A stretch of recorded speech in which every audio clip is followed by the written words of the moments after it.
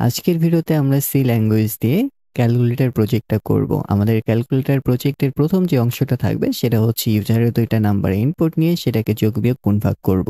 এরপর আমরা হ্যান্ডেল করব ইউজার যদি নাম্বারের পরিবর্তে অন্য কোনো ক্যারেক্টার ইনপুট দেয় সেই জিনিসটা কিভাবে ইগনোর করা যায়। কোডে হাত দেওয়ার আগে আমাদের যে প্রোগ্রামের যে বেসিক স্ট্রাকচার থাকবে সেই জিনিসটা আমি ফ্লো ডায়াগ্রামের মাধ্যমে দেখাচ্ছি। বাই দ্য ওয়ে, আমি কিন্তু এখানে সবকিছু ইনক্লুড করিনি। আমাদের প্রোগ্রামটা শুরু হওয়ার পরে ইউজারের কাছ থেকে দুইটা নাম্বার ইনপুট নেবে। এরপরে আমরা ইউজারের কাছ থেকে আরেকটা ইনপুট নিব, সে কি যোগ বিয়োগ গুণভাগ করতে চায় কিনা। ইউজারের ইনপুট অপারেশন অনুযায়ী আমরা কি করব, যোগ বিয়োগ গুণভাগ করে আমাদের রেজাল্টটাকে শো করব এবং সেই সাথে আমাদের প্রোগ্রামটা এন্ড হবে। এইখানে আমি আমার প্রজেক্টটা ক্রিয়েট করেছি, আপনারা চাইলে কোড ব্লকস বা যে কোনো কোড এডিটর ইউজ করতে পারেন। প্রথমেই যে আমাদের ফাংশনের প্রোটোটাইপগুলো আছে সেগুলো আমরা উপরে ডিফাইন করব। এখন একটা কথা, সেটা হচ্ছে আমাদের ইউজারকে সবসময় ইন্টিজার ইনপুট দিবে নাকি ফ্লোট বা ডাবল ইনপুট দিতে পারে। আমাদের এন্ড ইউজার যে কি থেকে কি ইনপুট দেয় না দেয় এর জন্য আমরা প্রোগ্রাম লেখার ক্ষেত্রে বিভিন্ন ধরনের কনস্ট্যান্ট সেট আপ করে থাকি। আজকের ভিডিওতে আমরা ফ্লোট ডাটা টাইপ ইউজ করব। এখন আমাদের যখন যোগ হবে সেক্ষেত্রে দুইটা ফ্লোটের নাম্বারের যোগফল সেটা কিন্তু ফ্লোট হতে পারে। এর কারণে আমাদের যে রিটার্ন ডাটা টাইপ সেটা আমরা ফ্লোট লিখলাম। এরপরে প্রথম যে ফাংশনটা থাকতে পারে সেটা হতে পারে অ্যাড, এবং অ্যাড কি করবে, দুইটা ফ্লোট নাম্বার গ্রহণ করতে পারে। আমরা দিচ্ছি ফ্লোট এ, ফ্লোট বি এবং ডান।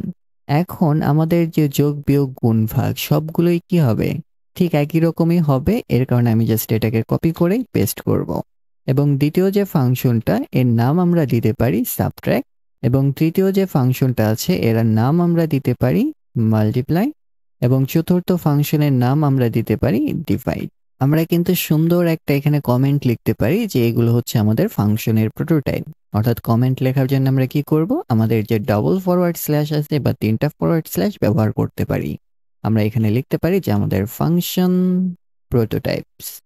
এখন আমাদের ডিসাইড করা লাগবে যে আমাদের ফাংশনের ভিতরে কতগুলো ভেরিয়েবল থাকতে পারে। অর্থাৎ আমাদের যে প্রথম ভেরিয়েবল সেটা হচ্ছে ইউজারের কাছ থেকে দুইটা নাম্বার ইনপুট নিব, সেটা হবে ফ্লোট এ, আরেকটা হতে পারে ফ্লোট বি।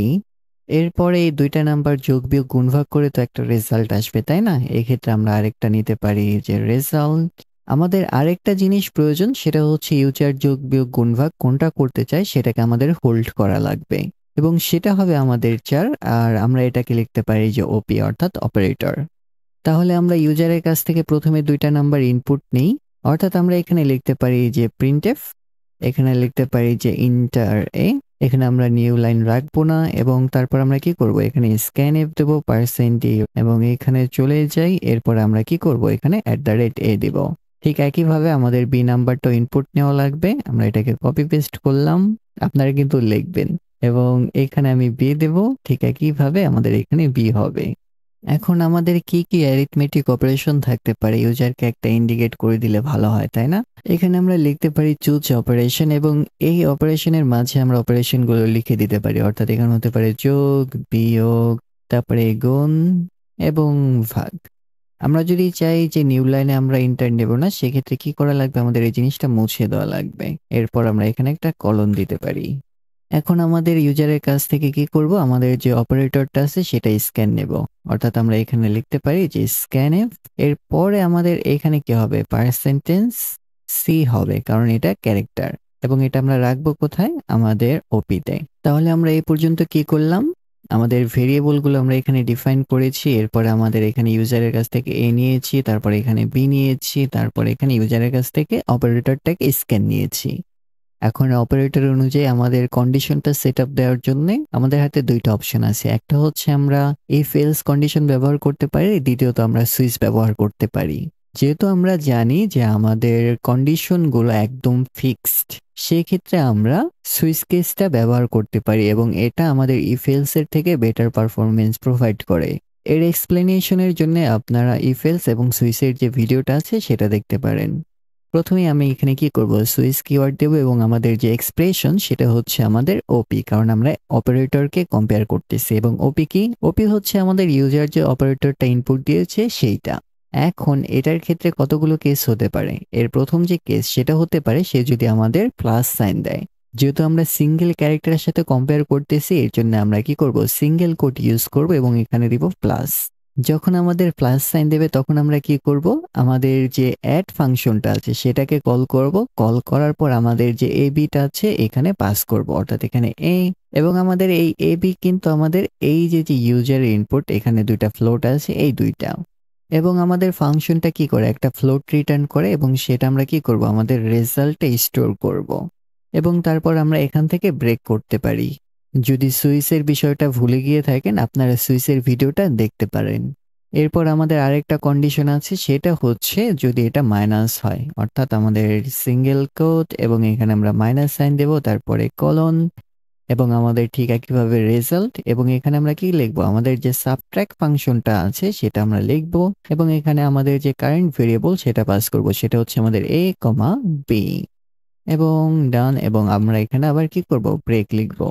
আমাদের কি আছে, আরো দুইটা ফাংশন আছে, আমি জিনিসটা কপি করতে পারি এবং আমাদের এখানে আসতে পারি, এখানে আমি পেস্ট করে দিলাম, এবং আমাদের যে সাইনটা এখানে হবে গুণ, এবং আমাদের যে ফাংশন নেম এখানে হবে মাল্টিপ্লাই, এবং ঠিক একইভাবে আবার এটাকে কপি করব, এরপর আমি এটাকে এখানে পেস্ট করব, এবং এই সাইনের পরিবর্তে আমরা এখানে লিখব ভাগ, এবং আমাদের যে ফাংশন সেটা হবে ডিভাইড। আমি যদি আমার সুইচ কেসটাকে একটু রিক্যাপ করি, আমাদের সুইচ কেসের ভেতরে আমাদের অপারেটর হচ্ছে আমাদের এক্সপ্রেশন, এবং অপারেটর যদি প্লাস হয় তখন আমরা অ্যাড ফাংশনকে কল করলাম, তারপর এখান থেকে ব্রেক হলো, যখন আমাদের মাইনাস সাইন ইনপুট দেবে তখন আমরা সাবট্রাক্ট করব, যখন আমাদের মাল্টিপ্লাই সাইন তখন আমাদের মাল্টিপ্লাই ফাংশন কল করে রেজাল্টের ভেতরে রাখলাম, ঠিক ডিভিশনের ক্ষেত্রে সেম, এবং প্রত্যেকটা ফাংশনই কি করে, আমাদের ফ্লোট রিটার্ন করে, এবং সেই জিনিসটা আমরা আমাদের রেজাল্ট ভেরিয়েবলে স্টোর করতেছি। এরপর আমরা কি করব, আমাদের যে রেজাল্টটা আছে সেটা প্রিন্ট করব।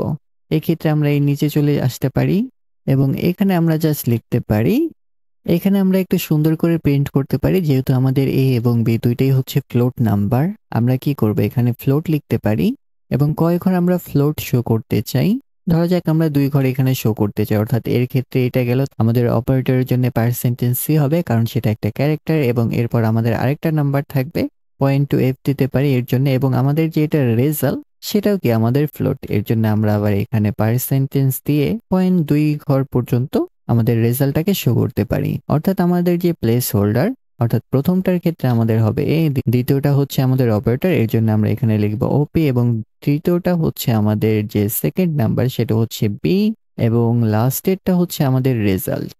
তাহলে আমাদের প্রোগ্রামটা ডান। আসলে কি আমাদের প্রোগ্রামটা এখানে শেষ? না, কেননা আমরা উপরে শুধুমাত্র আমাদের এইখানে কি করেছি, আমাদের ফাংশনগুলো প্রোটোটাইপ আকারে লিখেছি, এগুলো কিন্তু আমরা ডিক্লেয়ার করিনি, অর্থাৎ আমরা নিচে চলে যেতে পারি, আবার উপরেও আমরা লিখতে পারি। আমরা নিচে চলে যাই, যেহেতু আমরা অলরেডি প্রোটোটাইপ ডিফাইন করেছি, অর্থাৎ আমরা এই নিচে চলে আসবো, এখানে আমাদের ফাংশনগুলো লিখব। আমি একটা কাজ করি, উপর থেকে এই জিনিসগুলো কপি করে নেই এবং নিচে চলে যাই, এরপর আমি এখানে পেস্ট করব। এবং আমাদের যে প্রথমে যে অ্যাড ফাংশনটা আছে এটার ডেফিনিশন কি হবে, এটা আমাদের রিটার্ন করবে a প্লাস বি, এবং আমাদের যে সাবট্রাক্ট ফাংশনটা আছে এটা কি করবে, এটা আমাদের রিটার্ন করবে a মাইনাস বি, এবং তৃতীয় যে জিনিসটা আছে এটা আমাদের a গুণন b, আমাদের চতুর্থ ফাংশনটা রিটার্ন করবে a ভাগ b।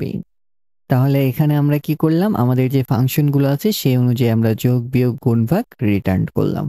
তাহলে চলুন প্রোগ্রামটাকে একটু রান করা যাক। দেখতে পাচ্ছি আমাদের কোথায় একটা ঝামেলা আছে, এইখানে স্ক্যান এফে এটাকে ফিক্সড করা যাক। লাইন 15, অর্থাৎ আমরা যদি আমাদের 15 নাম্বার লাইনে যাই, এইখানে আমরা স্ক্যান এফ ডি দিয়েছি, এইখানে হবে আমাদের কি এফ, কারণ এটা ফ্লোট নাম্বার, এটা হবে এফ। এখন যদি আমাদের প্রোগ্রামটাকে রান করি, দেখা যাচ্ছে যে ইন্টারে, অর্থাৎ আমরা এখানে 2.2 দিতে পারি, তারপরে বি এর ক্ষেত্রে আরেকটা নাম্বার দিতে পারি, কিন্তু দেখেন আমাদের এখানে কিন্তু অপারেশনটা ইউজারের ইনপুট নেয়নি। কেন নেয়নি আইডিয়া করতে পারেন? আমাদের একটা হোয়াইট স্পেসের প্রয়োজন, অর্থাৎ আপনারা এখানে গেট 4 দিতে পারেন, অথবা জাস্ট এখানে একটা স্পেস দিলে এটা ফিক্সড হয়ে যাবে। অর্থাৎ আমি যদি এখন এটাকে রান করি ইন্টার এ, তখন আমরা 2.2 যাই দেই, 3.3 সামথিং অপারেশন আমরা কি করতে চাই, যদি যোগ করতে চাই যোগ দিলাম, তারপর দেখেন দুইটা যোগ হয়ে শো করলো। এখন যদি আমরা নাম্বারের পরিবর্তে অন্য কোনো ইউজারের ইনপুট দিই তাহলে কি হবে, অর্থাৎ আমি যদি এটাকে রান করি, ধরা যাক ইন্টার এতে আমরা দিলাম এ, দেখেন আমাদের প্রোগ্রামটা কিন্তু উল্টাপাল্টা আউটপুট শো করতেছে, তাই না? তাহলে আমরা ইউজার যে নাম্বার ইনপুট দিয়েছি কিনা সেই জিনিসটা কিভাবে হ্যান্ডেল করব, চলুন দেখা যাক। আমাদের ইউজারের ইনপুটটা কি ভ্যালিড কিনা এর জন্য আমরা সোজা একটা কাজ করতে পারি। সেটা হচ্ছে আমরা যদি এটাকে র‍্যাপ করি ইফ কন্ডিশন দ্বারা, if scanf is this one is not equal to 1, তার মানে আমাদের ইউজারটা ইনভ্যালিড ইনপুট দিয়েছে, অর্থাৎ ABCD নাম্বারের পরিবর্তে অন্য কিছু ইনপুট দিয়েছে, এবং এইখানে আমরা কি করতে পারি, রিটার্ন 0 করব।